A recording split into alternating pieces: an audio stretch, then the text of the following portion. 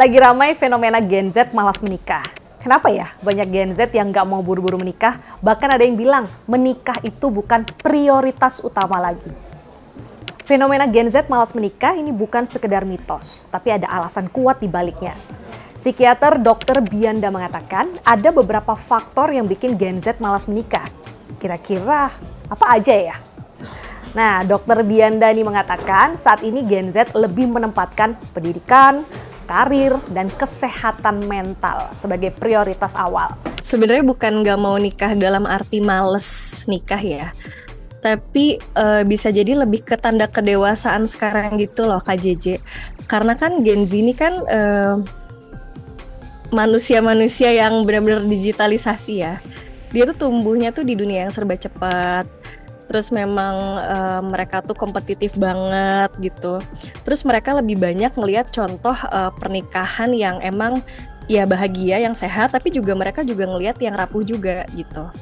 Nah akhirnya mereka punya penilaian sendiri gitu, penilaian yang lebih matang untuk komitmen untuk pernikahan gitu. Jadi ada dorongan otonomi namanya KJJ. Mereka sadar bahwa menikah terburu-buru bisa menimbulkan konflik, kelelahan emosional, dan masalah finansial. Karena itu banyak yang memilih menunda demi stabilitas ekonomi. Mereka juga belajar dari keluarga atau lingkungan sekitar. Pengalaman relasi yang buruk, perceraian, atau hubungan toksik membuat mereka jadi lebih berhati-hati dalam menjalin hubungan.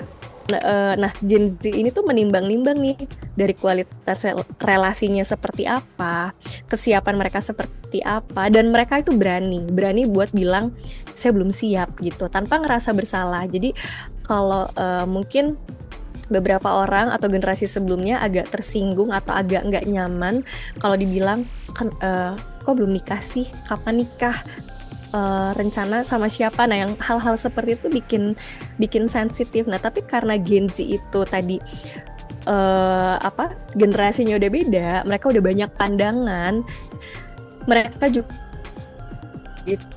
terhadap ternyata berhubungan juga bisa bikin hubungan yang nggak sehat, dan akhirnya mereka juga bodo amat deh mau diomongin apa, bodo amat deh tradisinya memang seperti ini, tapi saya punya pandangan lain. Akhirnya ya mereka jadi punya pergeseran dari yang kewajiban sosial tadi lebih ke pilihan secara sadar gitu. Karena punya banyak referensi sih sebenarnya. Meski fenomena malas menikah ini terdengar aneh, tapi ternyata ada dampak positifnya loh. Apa aja ya? Nah, ini dia. Fenomena ini punya dampak positif tetapi juga negatif. Positifnya, penundaan menikah bisa memberi ruang untuk mengenal diri, mengelola emosi, atau mengejar pendidikan, bahkan karir, hingga membangun hidup yang sehat. Karena dikasih jeda, ada ruang lebih besar untuk bisa mengenal diri sendiri dulu. Karena gak gampang kan buat paham diri sendiri itu seperti apa tuh, belajar mengenal diri tuh gak gampang Kak. Nah, akhirnya mereka punya ruang untuk mengenal diri sendiri. Terus mereka jadi bisa lebih belajar gimana sih caranya untuk mengelola emosi, gimana sih caranya kayaknya aku akan lebih mengejar karir dulu sama pendidikan, mau S2, mau S3 gitu. Terus gimana sih bisa punya hidup yang sehat gitu. Nah, akhirnya penundaan ini dipakai buat ruang mereka buat bertumbuh. Dan akhirnya ketika mereka bisa bertumbuh, mereka bisa menghasilkan kualitas relasi yang akhirnya lebih matang. Jadi mereka punya circle yang bagus nantinya. Karena merekanya berkualitas ya akhirnya kan dapat pasangan yang juga lebih berkualitas. Dengan itu kualitas relasi nantinya bisa lebih matang. Nah kalau negatifnya, penundaan pernikahan ini bisa membuat seseorang menarik diri dari lingkungan. Muncul rasa hampa, kesepian, bahkan depresi. Menarik diri, terus mereka juga nggak punya support system yang baik. Mereka jadi ngerasa bahwa kok kayaknya gue nggak bermakna ya, kok gue sampai umur segini belum nikah ya. Ada beberapa orang yang seperti itu. Maka akhirnya muncullah kondisi-kondisi efek negatifnya. Mereka jadi ngerasa kesepian, hampa gitu ya.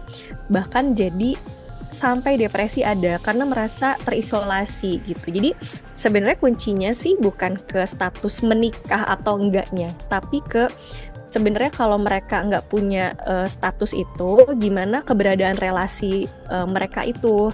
Apakah mereka punya support system yang baik atau enggak? Mereka punya hobi yang baik apa enggak, yang bagus, yang menyehatkan, yang mereka bikin rasa bermakna buat diri mereka apa enggak? Jadi bukan dari status menikah atau enggaknya sih, kalau saya lihat ya tergantung dari orangnya tersebut memandangnya seperti apa gitu, karena memang beda-beda tiap Gen Z juga memandangnya, Kak. Fenomena ini juga memicu kekhawatiran meluasnya seks bebas di kalangan Gen Z, melakukan hubungan seks tapi malas menikah.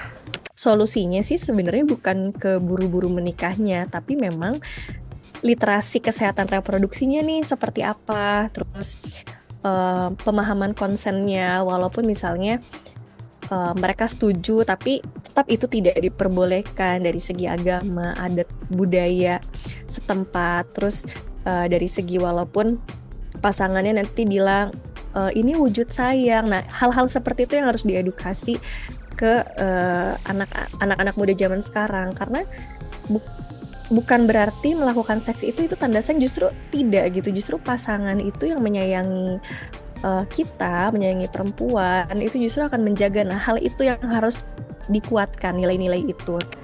Kalau semua Gen Z punya pikiran malas menikah, Indonesia akan mengalami kasus yang saat ini terjadi di Jepang. Masyarakatnya malas menikah dan punya anak, dan membuat Jepang ini punya tingkat kelahiran terendah di dunia. Pemerintah Jepang sampai menyebut isu ini sebagai krisis nasional karena populasi menurun drastis. Lalu apa ya yang harus dilakukan pemerintah agar Indonesia tidak mengalami penurunan populasi seperti Jepang? Ya, sudah terjawab kan kenapa Gen Z malas menikah? Intinya bukan berarti Gen Z ini anti nikah. Mereka cuma lebih realistis, nunggu mapan, siap mental, baru melangkah. Nah, kalau kamu sendiri, tim nikah muda atau tim nikah nanti-nanti aja? Tulis jawabanmu di komentar ya.